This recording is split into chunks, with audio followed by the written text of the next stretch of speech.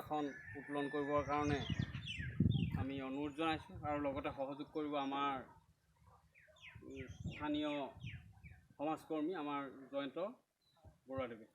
Krishna loan ভাগ কৰিলে